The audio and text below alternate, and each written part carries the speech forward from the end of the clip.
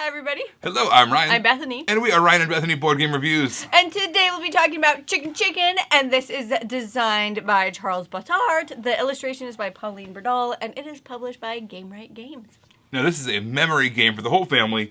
The whole crux of it is, I don't know, I played a lot of memory games that were involving taking two things and flipping them over, trying to find a match to them or whatever, right? And those memory games are fine, you know, I've passed on those, right, now from now on. This adds a whole new real-time speed element to the game. What you're going to be doing is you're flipping over cards from this deck, and you are trying to count eggs. However, there's a whole bunch of different eggs that can or different effects that can modify the egg count. Maybe they add in eggs. Maybe they take away eggs. They just mess with the whole system. They mess with your mind. If you're able to correctly count up these eggs, you're going to win.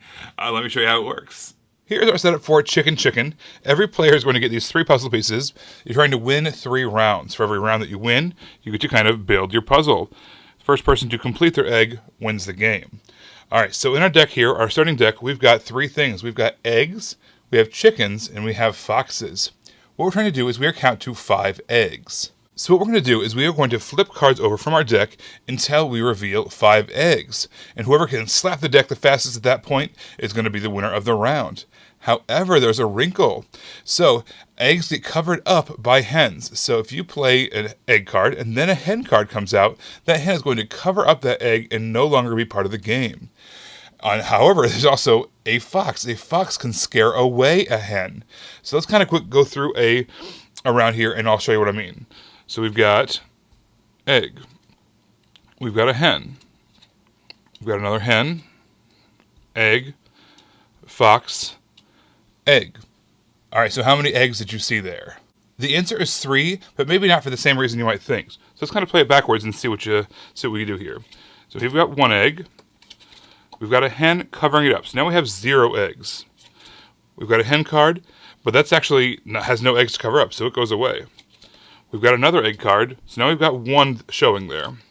Oh, but now we've got a fox. This fox is going to scare away this hen that's covering up the egg. We're back to 2. And there's our 3rd. So that's how the game is going to go. You're going to flip over cards until you have 5 eggs. You're going to slap that card. If you are the winner, you're going to get that point. However, you can challenge someone. If you've been counting and you're at, let's say, 4, and someone slaps it at the 5 mark, you're like, whoa, whoa, whoa, I challenge that. We play it backwards just like the way we did. If you end up as the challenger being right, you get a point instead of them. So that's the base game. That's very, very simple. However, there's a whole lot of things that can kind of mix that up. All these extra cards that we can add on. So here we've got a worm. A worm, actually, when it shows up, it actually distracts the hen from even going to cover up an egg in the first place. So if that comes before a hen, that's what's going to happen. We've also got ostrich eggs here that are double eggs. It counts as 2 eggs, even though there's only 1 of them there. We've got our dog here, Alfie the dog. The dog is actually going to stay around, and what's going to happen is the next fox that would chase away a hen doesn't get chased away. So that's what the foxes do, or the dogs do. Then we have foxes that are dressed up as chickens. They act just like foxes, however, they don't get caught by the dogs, so it's just more to keep track of. We have Rico the Hen here. Rico here, basically, as soon as he shows up, the round immediately ends. And then what you have to do is you have to call out how many you think there was. Was there 3? Was there 4? How many was there? He's the one that's going to end the game immediately, and you have to declare that. We've also got a duck. These guys are pretty crazy. Basically, I don't normally like games where you have to say something out loud, but the first time you see a duck, you have to say quack. The second time you see a duck, you have to say quack, quack. Now, the reason I'm okay with it in this case is because it's not just for saying something's sake. What you're doing is you actually have another thing that you have to keep track of counting. So you were counting eggs. 1, 2, 3, 2, 3, 2, 1, 2, 3, 4. But then at the same time, you're having to count how many ducks that you've seen, and that can really mess with your mind. And instead, you're kind of counting in your head. When you have to verbally say quack out loud, it kind of throws off your mental counting. So that can actually add another additional challenge. Then we've got the farmer. The farmer, what he does is he immediately, basically covers up all the eggs that aren't covered up by a hen. He takes them away. So let's say there's 4 uncovered. He takes them. The score is basically now at 0, and you kind of keep on going. But because of that, there's also some additional eggs that you play with when you're playing with the farmer. So those are all the different variabilities that you can add to the game. And you kind of customize the difficulty based off what age range or complexity level you want to play at. But again, like always, whoever completes their egg first by winning 3 rounds is going to be declared the winner. I was immediately endeared to this game because it reminded me of a card game I used to play a lot in high school called ERS. In some other places of the country, it's called Faces.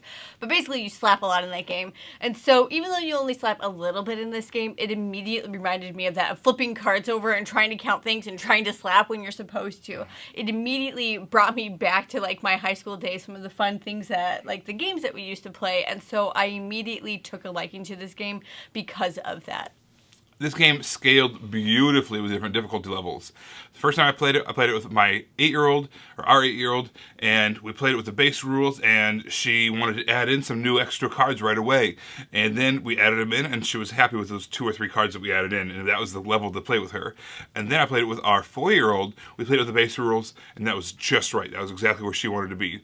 And then we played it, as adults, and we threw in everything with the kitchen sink, and it was a lot of fun, messing with that, and it was just so trippy, all the different counting you had to do.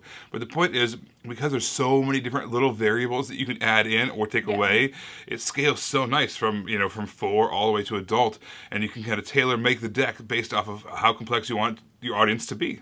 Speaking of complexity in your audience, one of the things that the game does, it's such a subtle thing, but I really like it. They recommend that whoever is flipping the cards over, because they're a player, right? They're flipping the cards over, so they're at a disadvantage. So they recommend that either an older player or somebody who's more familiar with the game do that. So I like how the game has an equal playing field without a character feel like their hands are tied and they can't actually participate. So it's just a really subtle thing, but I thought it was a really smart move. You guys, this is a really silly, fun game. It's a great family game experience. Now, this is not the kind of game that we're going to pull off the shelf to play with each other, right? This is not how it's going to work. But our whole family is going to be able to play this together, equally have a great time. Like I said, scaling the difficulty, matching whoever we're playing it with. This is a game that it just works with so many different groups. Again, maybe not strategy groups, maybe not people who tend to that way, but still, it works really, really well for that family environment. Yeah, this is definitely a game that I will be bringing to upcoming family gatherings because I feel like it's going to work with a lot of our family who might like card games or might like super casual games, but I feel like that this is going to fit perfectly with that. It's just going to slide right in at these family gatherings coming up, and I think is going to be a huge hit. But everybody, thank you so much for watching it. Don't forget to subscribe so you can see our videos as they come out. Until then, you can find us on Facebook, we're Ryan Bethany Board Game Reviews. On Twitter, we're Ryan Bethany 1. And on Instagram, we are Ryan and Bethany. You guys, thanks so much for watching, and we will see you next time. Bye.